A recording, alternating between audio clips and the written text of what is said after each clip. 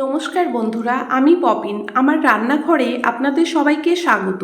আজকের যেই রেসিপিটা আপনাদের সাথে শেয়ার করব, পুরনো দিনের হারিয়ে যাওয়া রেসিপি ক্ষীরোদ কাতলা। খুবই সিম্পল একটা রেসিপি, খেতে কিন্তু ভীষণ সুস্বাদু হয়। এই রেসিপিটা খুবই কম তেল মশলা উপকরণ দিয়ে তৈরি করে নেওয়া যায়। গরম গরম ভাত, পোলাও সব কিছুর সাথেই ভালো লাগে। আসুন দেখে নেওয়া যাক আজকের এই ক্ষীরোদ কাতলার রেসিপিটা। 5 পিস কাতলা মাছ নিয়েছি। মাছগুলোকে ধুয়ে পরিষ্কার করে নিয়েছি। মাছের মধ্যে লবণ দিলাম। মাছের মধ্যে লবণ মাখিয়ে নিয়েছি। একটা প্যানের মধ্যে সাদা তেল দিলাম। রান্নাটা পুরো সাদা তেলের মধ্যেই করব। ঘি দিলাম। তেল আর ঘিটাকে গরম করে নেব। তেল আর ঘিটা গরম হয়ে গেছে। এখন এক এক করে মাছগুলোকে তেলের মধ্যে দিয়ে দিলাম।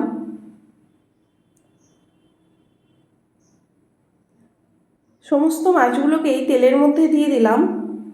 সমস্ত মাছগুলোকেই উল্টে পাল্টে ভেজে নেব।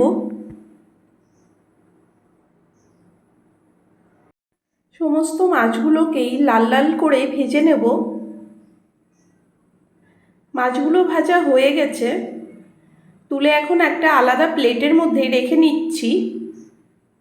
মাছ ভাজার এই তেলের মধ্যেই 1 টিস্পুন ধনের গুঁড়ো দিলাম। 1 টিস্পুন গোলমরিচের গুঁড়ো দিলাম। হাফ টিস্পুন গরম মশলার গুঁড়ো দিয়ে দিলাম। গ্যাসের ফ্লেমটাকে লো টু মিডিয়ামে করে রান্নাটা করে নেব। কেটে রাখা টমেটো কুচি দিয়ে দিলাম। একটা বড় সাইজের টমেটো ছিল। টমেটো কিছুক্ষণ ভেজে নেব।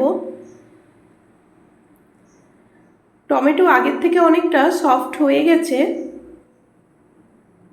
এখন এর মধ্যে চেরা কাঁচা লঙ্কা দিয়ে দিলাম। আপনারা ঝালটা যেমন পছন্দ করেন সেই স্বাদ অনুসারেই লঙ্কাটা ব্যবহার করবেন। 1 কাপ উষ্ণ গরম দুধ নিয়েছি। দুধের মধ্যে 1 টিস্পুন ময়দা দিয়ে ভালো করে মিশিয়ে নেব। মশলা কষানো হয়ে গেছে। এখন মশলার মধ্যে দুধটাকে দিয়ে দিলাম। লবণ দিচ্ছি হাফ টিস্পুন। ময়দাটা দেওয়ার কারণে গ্রেভিটা কিন্তু ঘন হয়ে যাবে। চিনি দিলাম।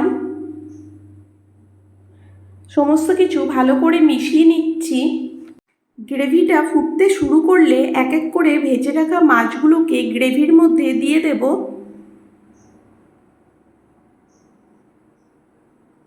যাতে গ্রেভিটা মাছের সঙ্গে ভালো করে মিশে যেতে পারে। মাঝে মাঝে মাছগুলোকে উল্টে পাল্টে দিতে হবে। আপনাদের গ্রেভিটা যেমন পছন্দ সেই আন্দাজেই নামিয়ে নেবেন। এই গ্রেভিটা বেশি ঘন হয় না, মাখা মাখাই হয়। 1/4 টিস্পুন গোলমরিচের গুঁড়ো দিয়ে দিলাম। গরম মশলার গুঁড়ো দিয়ে দিলাম। 3টে কাঁচা লঙ্কা দিলাম। ঝালটা আমরা আগেও ব্যবহার করেছি, সেই আন্দাজেই ঝালটা ব্যবহার করবেন। গোলমরিচের গুঁড়োও দেওয়া, সেই আন্দাজে আপনাদের পছন্দ মতনই ঝালটা ব্যবহার করবেন। আমাদের ক্ষীরোদ কাতলা একদম রেডি সার্ভ করার জন্য। আজকের ক্ষীরোদ কাতলার রেসিপিটা আপনাদের কেমন লাগলো অবশ্যই জানাবেন। যদি ভালো লাগে আপনারাও ঠিক এইরকমভাবে বাড়িতে ট্রাই করে দেখতে পারেন। আমার চ্যানেলে নতুন কোনো বন্ধু থাকলে আমার চ্যানেলটাকে সাবস্ক্রাইব করে নেওয়ার অনুরোধ রইল। পুরনো বন্ধুদেরকে পাশে থাকার জন্য ধন্যবাদ। বেল আইকনটা প্রেস করে নেবেন, কারণ আমি যখনই কোনো নতুন রেসিপি দেব খুব তাড়াতাড়ি আপনাদের কাছে পৌঁছিয়ে যাবে। আজকে এই পর্যন্ত। আবার হাজির হয়ে যাব নতুন কোনো রেসিপি নিয়ে। ভালো থাকবেন, সুস্থ থাকবেন। ধন্যবাদ।